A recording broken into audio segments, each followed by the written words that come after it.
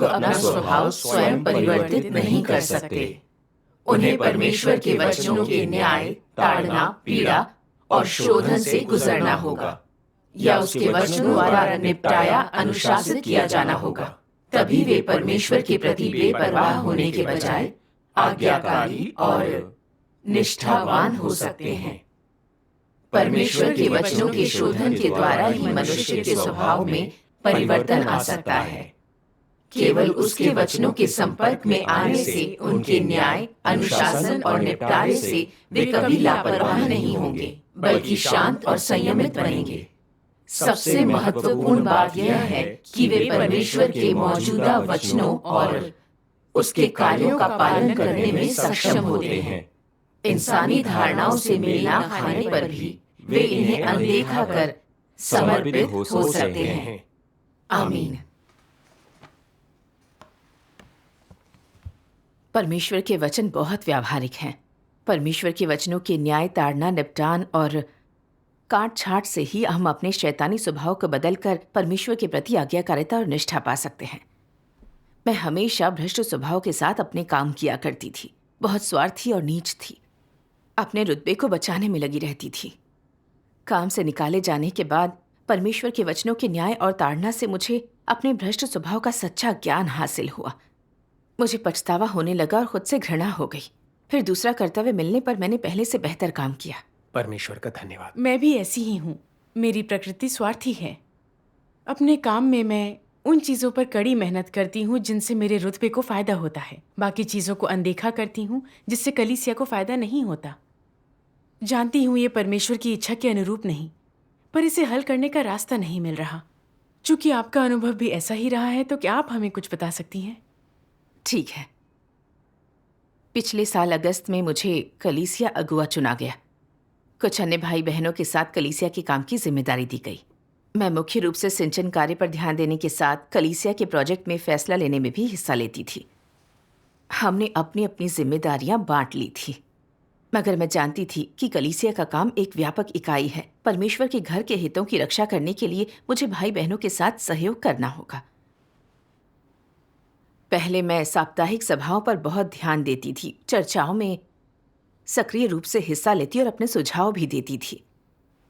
फिर अक्टूबर में एक दिन नए सदस्यों के सिंचन के काम में देरी होने ही वाली थी, क्योंकि मैंने सही समय पर उसकी जानकारी नहीं ली।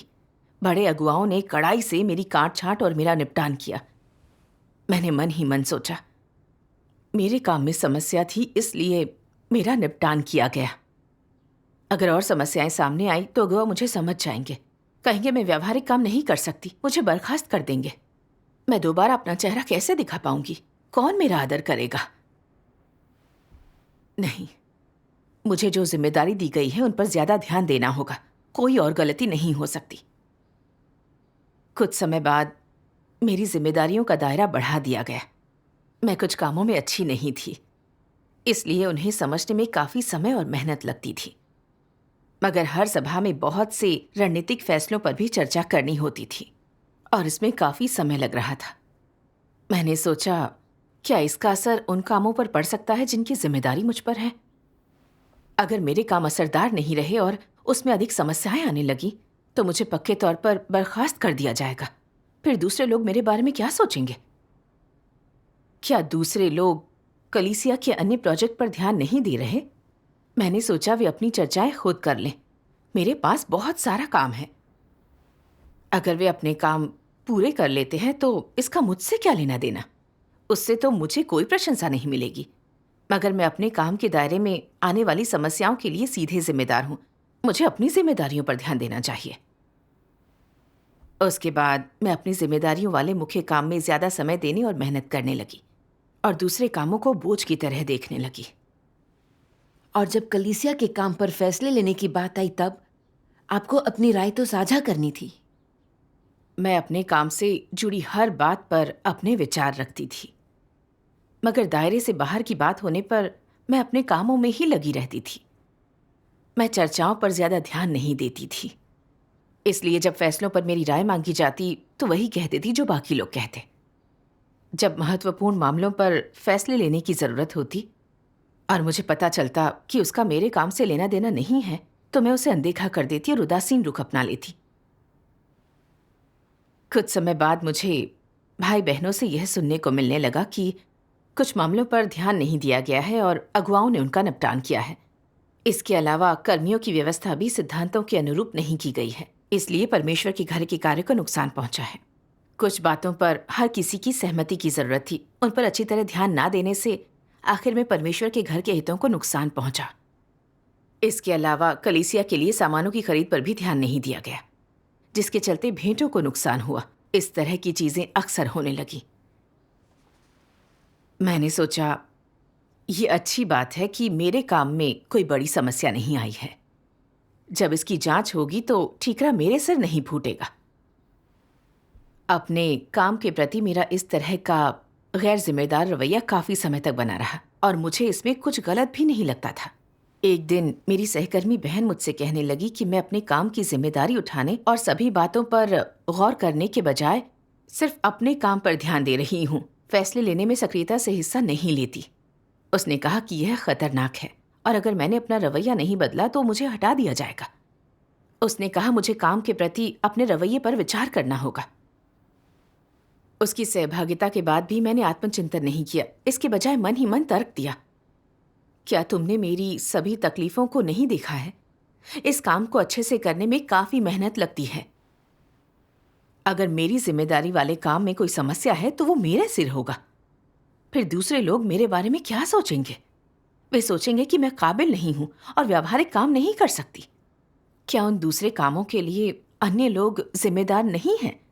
इन फैसलों में मेरी भागीदारी से कोई फर्क नहीं पड़ेगा, मगर कलीसिया के समग्र कामों के प्रति मेरी लापरवाही और गैर जिम्मेदारी के कारण और सही तरीके से आत्मचिंतन नहीं करने के कारण जल्दी ही परमेश्वर का क्रोध मुझ पर बरस गया। इस साल जनवरी में एक अगुवा ने मुझसे कहा, भाई बहनों ने बताया कि आप अपने काम की जिम्मेदारी नहीं उठा रही हैं। चर्चाओं और फैसलों के दौरान भी आप अपने विचार साझा नहीं करती। आप अपनी ओर से ठोस सुझाव भी नहीं दे रही हैं। आपको कलीसिया के काम के प्रति जिम्मेदारी का एहसास ही नहीं। विचार विमर्श के बाद हर किसी ने आपको बर्खास्त करने का फैसला लिया है। अगुवा की बात सुनकर मैं हैरान रह गई, यहां तक कि चक्कर खाकर गिरने ही वाली थी। मैंने सोचा, आप मुझे इस तरह कैसे बर्खास्त कर सकती हैं? मैंने भले ही कलीसिया के समग्र कार्य में ज्यादा भागीदारी नहीं दिखाई, मगर हर दिन अपनी जिम्मेदारियों को निभाने में काफी व्यस्त रही और काफी कष्ट भी उठाया है। आप कैसे कह सकती हैं कि मैं जिम्मेदारी नहीं निभा रही? बिना किसी समस्या के काम पूरा करती रही। क्या ये काफी नहीं है?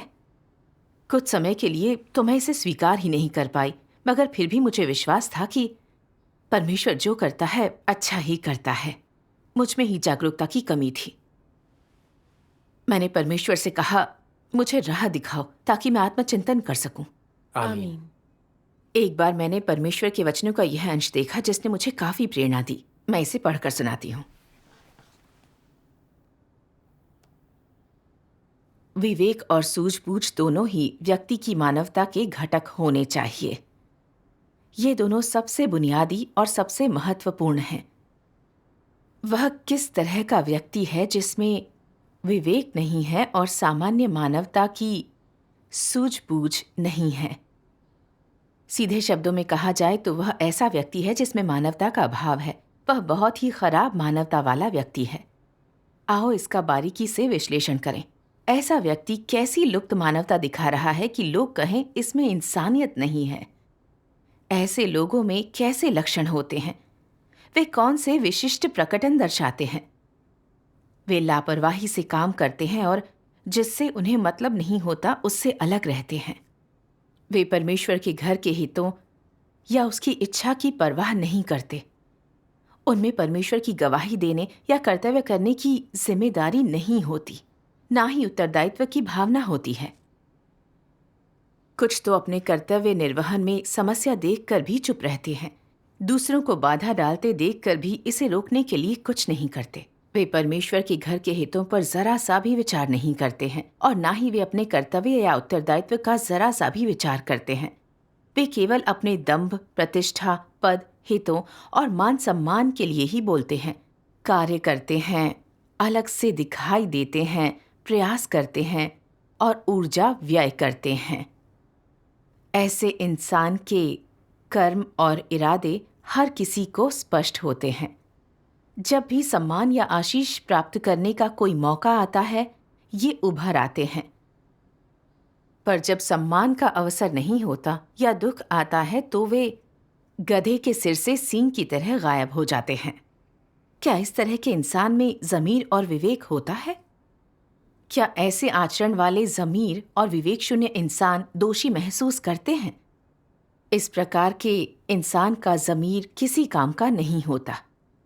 उसे कभी भी आत्मनिंदा का एहसास नहीं होता। तो क्या वे पवित्र आत्मा की झिड़की या अनुशासन को महसूस कर सकते हैं? नहीं, वो नहीं कर सकते। आमीन। मैंने इसे जितना पढ़ा उतना ही दुखी महसूस किया। मैं बिल्कुल वैसी ही थी जैसा परमेश्वर ने कहा। मैं अपने काम के प्रति बेपरवाह और अलग थलग थी। अपनी जिम्मेदारियों से बाहर किसी भी चीज पर ध्यान नहीं देती थी। मैंने सिर्फ अपने काम पर ध्यान दिया। मैंने सिर्फ यही सोचा कि रुतबा हासिल करने की मेरी इच्छा पूरी हो सकती है या नहीं। मैंने परमेश्वर के घर के कार्य की रक्षा बिल्कुल भी नहीं की। जब हर कोई फैसले लेने की चर्चा कर रहा था, उस समय मैं सोच रही थी कि मेरी जिम्मेदारियों के बाहर मिलने वाली कामयाबी से मेरा कुछ भला नहीं होगा, और अगर इन्हें हल नहीं किया गया तो इसका दोष मेरे ऊपर नहीं आएगा। अगर मैं इन्हें टाल सकती हूँ तो इनमें हिस्सा नहीं लूंगी। मैं बस हर किसी से सहमत होते हुए बेपरवाही से काम करती रही। ये लापरवाह और गैर जिम्मेदार रवैया था। मैं अपनी जिम्मेदारी के दायरे में आने वाले काम में बहुत मेहनती और ईमानदार थी। डरती थी कि इनमें कोई समस्या होने पर मेरी काट छाट और निपटान होगा या मुझे बर्खास्त किया जाएगा और बहुत बदनामी होगी। अपने काम को अच्छी तरह से पूरा करने के लिए, दूसरों के बीच अपनी छवि और रुतबे को बचाने के लिए, मैंने फैसले लेने की जिम्मेदारी को एक रुकावट और वक्त की बर्बादी माना। मुझे लगा इसके कारण मैं अपना काम ठीक से नहीं कर पा रही। अपने बर्ताव पर विचार करके मैंने जाना कि अपने कर्तव्य को पूरा करने के पीछे मेरी मंशा खुद को संतुष्ट करने की थी। मैंने सारी तकलीफें खुद के लिए उठाई थीं। मैंने परमेश्वर के घर के हितों या समग्र कार्य की रक्षा करने की जिम्मेदारी बिल्कुल भी नहीं उठाई। मुझ में इंसानियत नहीं थी और मैं ऐसे महत्वपूर्ण कार्यभार के काबिल नहीं थी। इसके बाद मैंने अपनी बर्खास्तगी को पूरी तरह से कबूल कर लिया।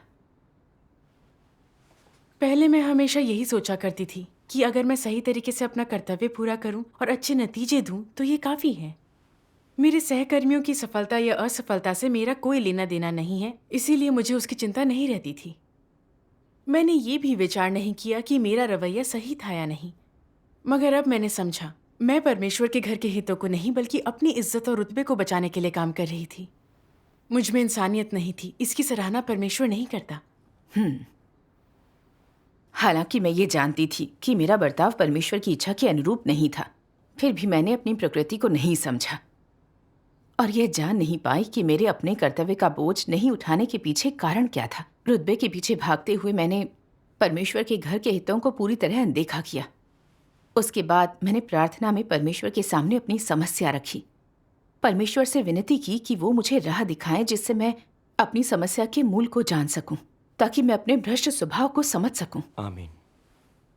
उसके बाद मैंने परमेश्वर के वचनों के पाठ का एक वीडियो देखा। आओ इसे देखते हैं। ठीक है।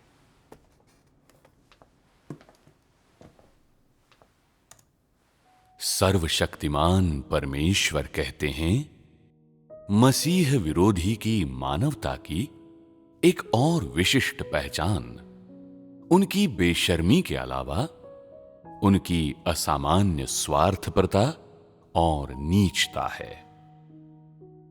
वे कितने स्वार्थी होते हैं और इस स्वार्थपरता की शाब्दिक व्याख्या क्या है?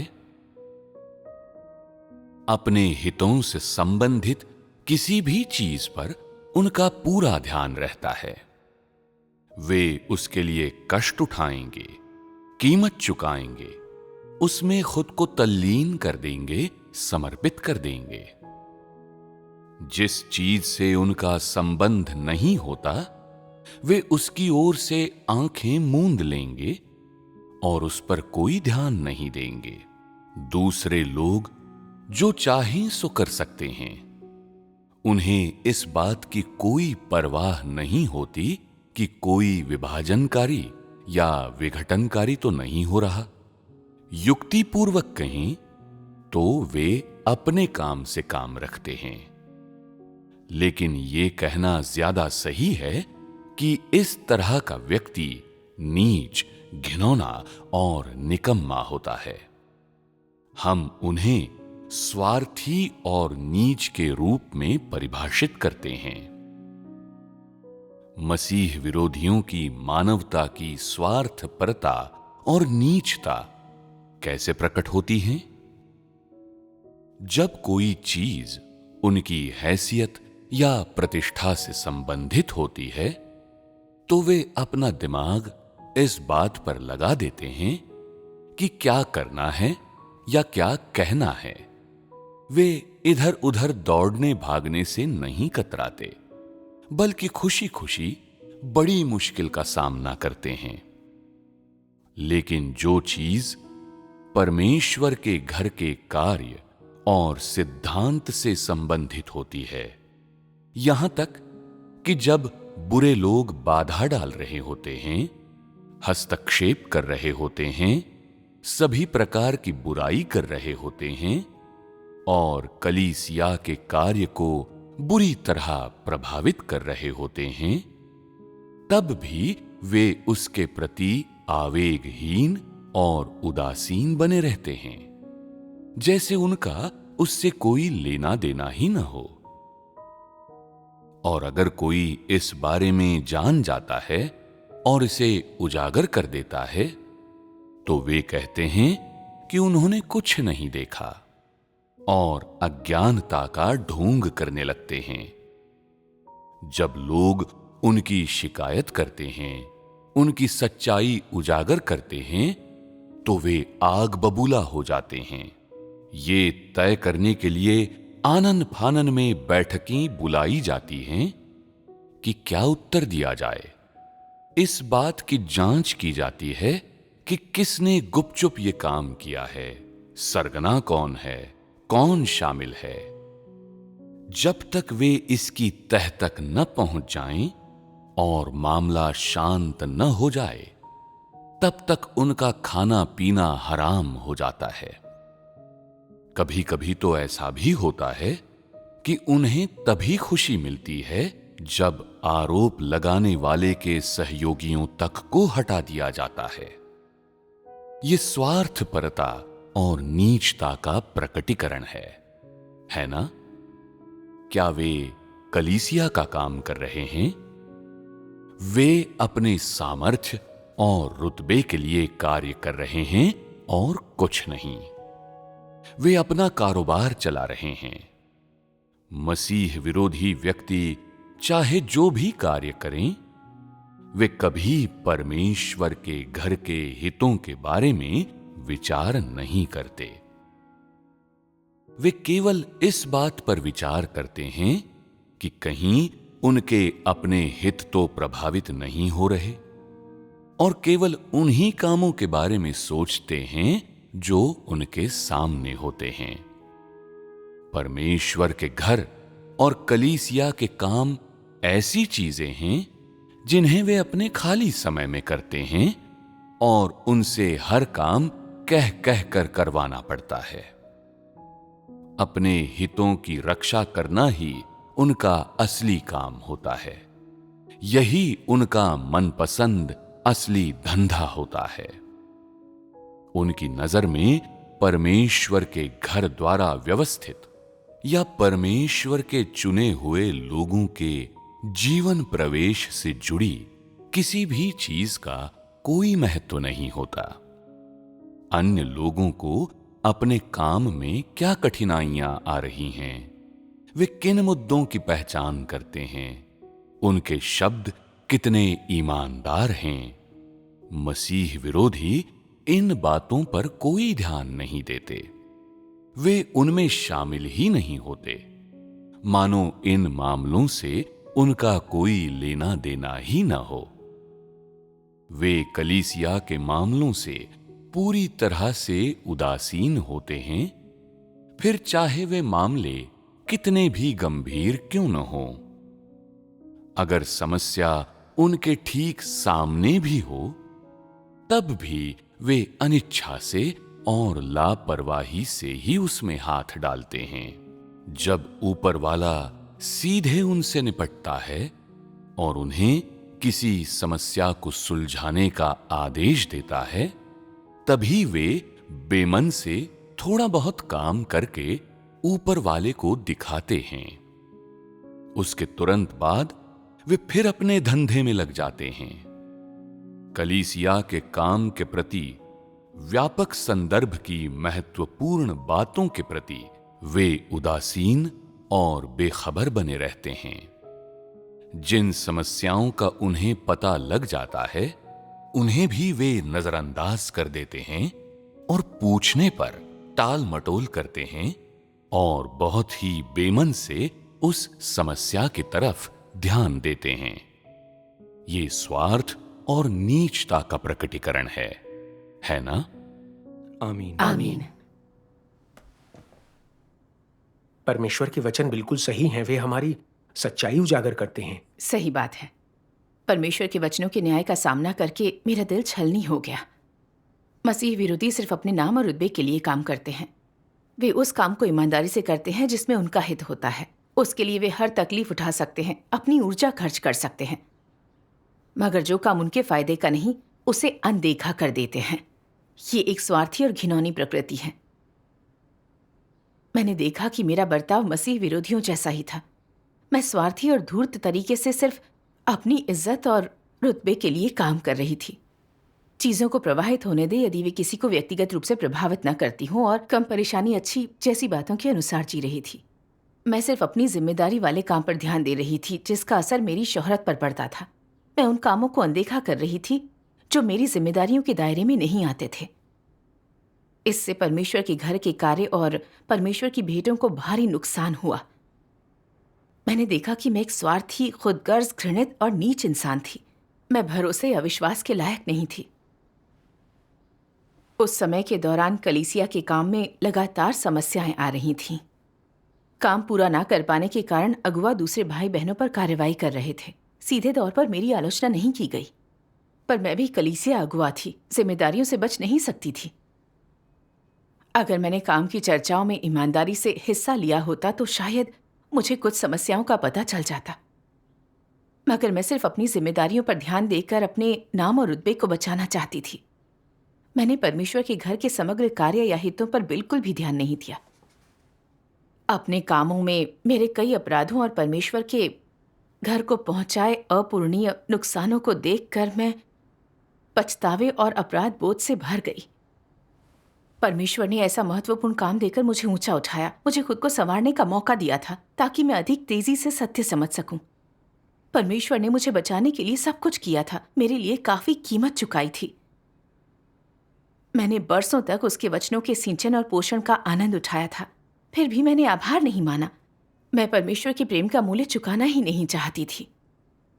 मैंने सिर्फ अपने नाम और रुतबे के साथ साथ अपनी छोटी सी दुनिया को बचाने के बारे में सोचा ताकि मेरा निपटान न किया जाए। मैं इस महत्वपूर्ण कार्य के प्रति लापरवाह और गैर जिम्मेदार थी। परमेश्वर के घर के हितों का नुकसान होते और कलीसिया के काम पर बुरा असर पड़ते देखती रही। मैं बेपरवाह थी। मुझ में विवेक नाम की चीज नहीं थी। मुझे एक इंसान भी कैसे मान सकते हैं? कोई परिवार कुत्ते को खाना खिलाता है तो वो वफादार बना रहता है। मैं तो एक जानवर से भी बुरी थी। मैं जितना सोचती उतना ही लगता कि मैं इंसान नहीं हूं। मैं सचमुच परमेश्वर के अनुग्रह का आनंद उठाने के लायक नहीं थी। इस पर मैंने परमेश्वर के सामने आकर प्रार्थना की, हे परमेश्वर, मैं गलत थी। मैंने परमेश्वर के घर के कार्य की रक्षा करने की परवाह किए बिना सिर्फ अपने नाम और रुतबे के बारे में सोचा। मुझ में जरा भी इंसानियत नहीं थी। मैं स्वार्थी और खुदगर्ज थी। आज मुझे बर्खास्त किया जाना तुम्हारी धार्मिकता थी। इससे भी ज्यादा ये मेरे लिए तुम्हारा प्रेम है। मैं तुम्हारे सामने पश्चाताप करना चाहती हूँ। आमीन। इसके बाद मैंने परमेश्वर के वचनों का एक अंश पढ़ा। अपना सच्चा हृदय परमेश्वर को दो और तुम सत्य को प्राप्त कर सकते हो से।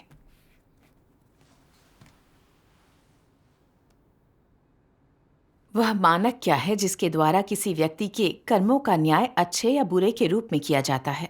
यह इस बात पर निर्भर करता है कि अपने विचारों, अभिव्यक्तियों और कार्यों में तुम में सत्य को व्यवहार में लाने और सत्य वास्तविकता को जीने की गवाही है या नहीं। यदि तुम्हारे पास यह वास्तविकता नहीं है या तुम इसे नहीं जीते, तो इसमें कोई शक नहीं कि तुम कुकर्मी हो। परमेश्वर कुकर्मियों को किस नजर से देखता है? तुम्हारे विचार और बाहरी कर्म परमेश्वर की गवाही नहीं देते, ना ही वे शैतान को शर्मिंदा करते या उसे हरा पाते हैं, बल्कि वे परमेश्वर को शर्मिंदा करते हैं और ऐसे निशानों से भरे पड़े हैं जिनसे परमेश्वर शर्मिंदा होता है। तुम परमेश्वर के लिए गवाही नहीं दे रहे, ना ही तुम परमेश्वर के लिए अपने आप को खपा रहे हो, ना परमेश्वर के प्रति अपनी जिम्मेदारी पूरी कर रहे हो। तुम अपने लिए काम करते हो। अपने फायदे के लिए से क्या अभिप्राय है? शैतान के लिए काम करना। इसलिए अंत में परमेश्वर यही कहेगा, हे कुकर्म करने वालों, मेरे पास से चले जाओ। परमेश्वर की नजर में तुमने अच्छे कर्म नहीं किए हैं, बल्कि तुम्हारा व्यवहार दुष्टों वाला हो गया है। परमेश्वर की स्वीकृति पाने के बजाय तुम तिरस्कृत किए जाओगे। परमेश्वर में ऐसी आस्था रखने वाला इंसान क्या हासिल करने का प्रयास करता है? क्या इस तरह की आस्था अंततः व्यर्थ नहीं हो जाएगी? आमीन। आमीन। आमीन। इन वचनों से मैंने जाना कि उसका स्वभाव धार्मिक है, उसका अपमान नहीं किया जा सकता। वो लोगों के दिलों की गहराई देखता है।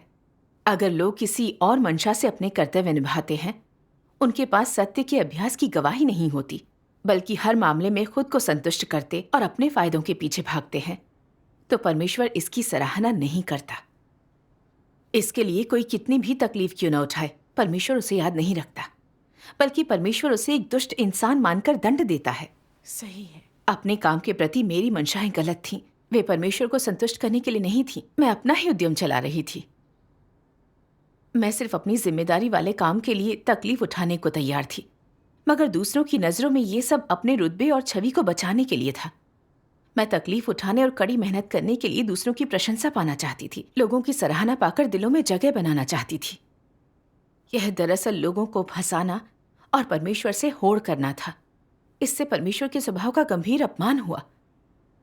अगर मैंने खुद को नहीं बदला तो परमेश्वर मुझे अलग करके हटा देगा। एक अगुआ का कर्तव्य देकर परमेश्वर ने मुझे खुद को संवारने का अवसर दिया था। अगुआ कलीसिया के समग्र कार्य के लिए जिम्मेदार होते हैं। कलीसिया में बहुत सी समस्याएं होती हैं जिनका समाधान जरूरी होता है।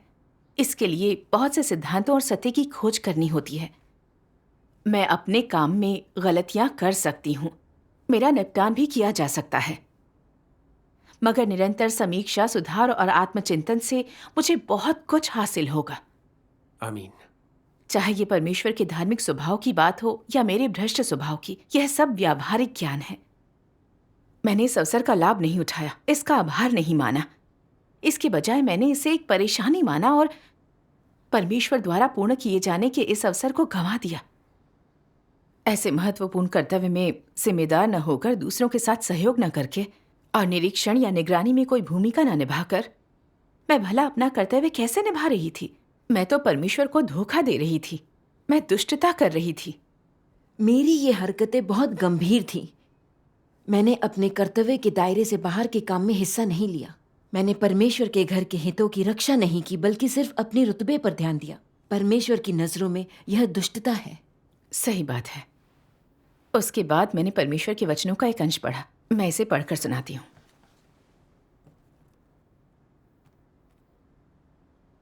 कर्तव्य निर्वहन करने वालों की समझ कितनी भी उथली या गहरी हो, सत्य की वास्तविकता में प्रवेश के अभ्यास का सरल तरीका है कि हर काम में कलीसिया का हित सोचा जाए।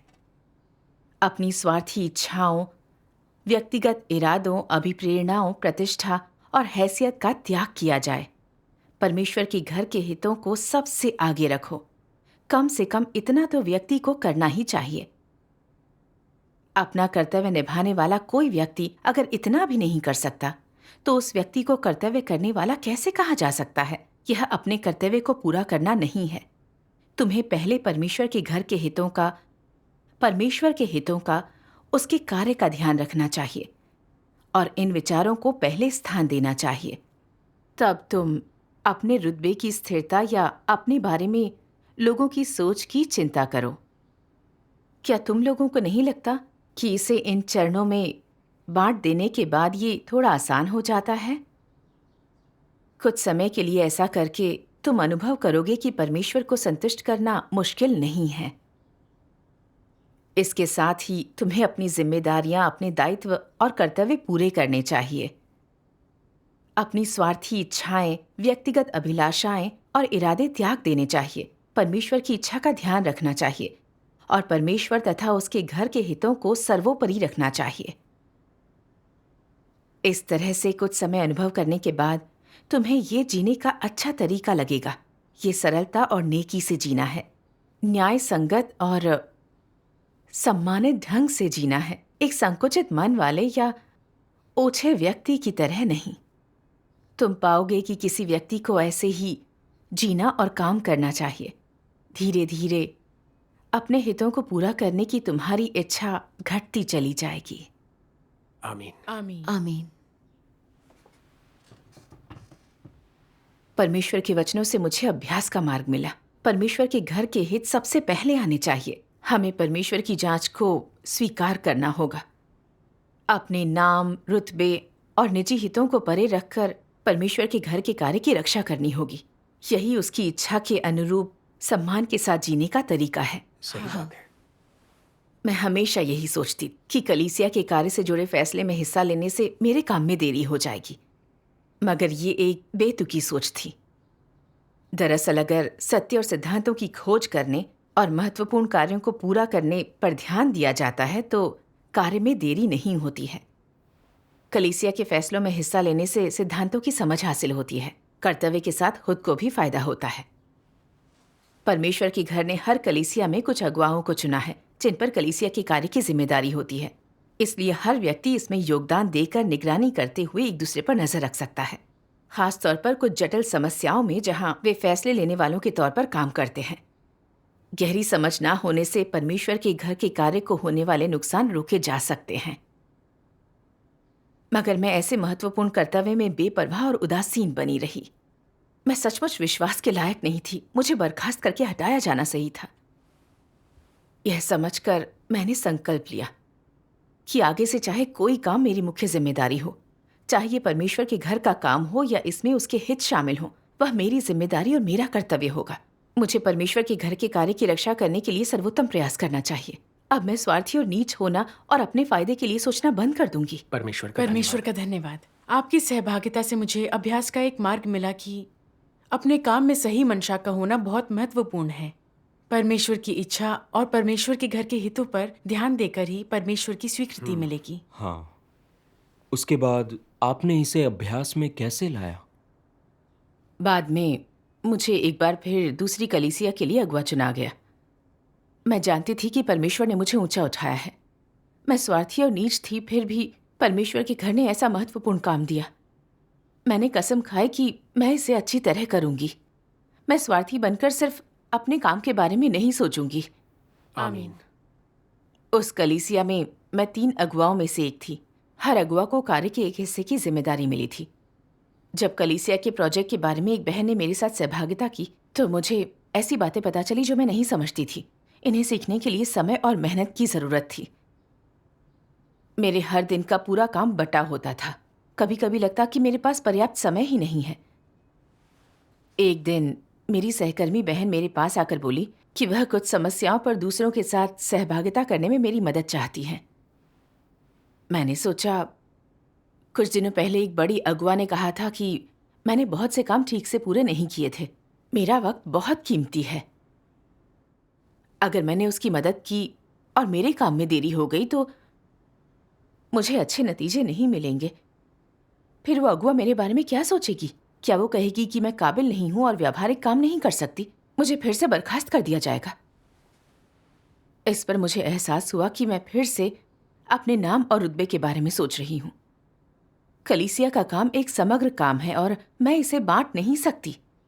अगर मैंने सिर्फ अपनी जिम्मेदारियों पर ध्यान दिया और बाकी बातों को अनदेखा किया, तो क्या वह स्वार्थ, नीचता और अपने हितों की रक्षा करना नहीं है? बेशक। मैं ऐसा नहीं कर सकती। मुझे अपने हितों को परे रखकर कलीसिया की समस्याओं को हल करने में इस बहन की मदद करनी ही होगी। मैं उसकी मदद करने के लिए सभा में जाने को तैयार हो गई। ऐसा करके मुझे काफी सुकून मिला। वो आजादी महसूस हुई जो सत्य का अभ्यास करने से आती है। परमेश्वर का परमेश्वर धन्यवाद। का धन्यवाद। परमेश्वर का धन्यवाद। हालांकि अपने कर्तव्य से बर्खास्त किया जाना मेरे लिए बहुत पीड़ादायक था, मगर इससे मुझे एक बेशकीमती सबक भी मिला। इसने मुझे परमेश्वर के धार्मिक और अलंघनीय स्वभाव की व्यावहारिक समझ दी। मैंने अपने कर्तव्य के प्रति मेरी गलत सोच और लापरवाह रवैये को भी ठीक किया। मुझे बचाने के लिए परमेश्वर का धन्यवाद। परमेश्वर का परमेश्वर का धन्यवाद।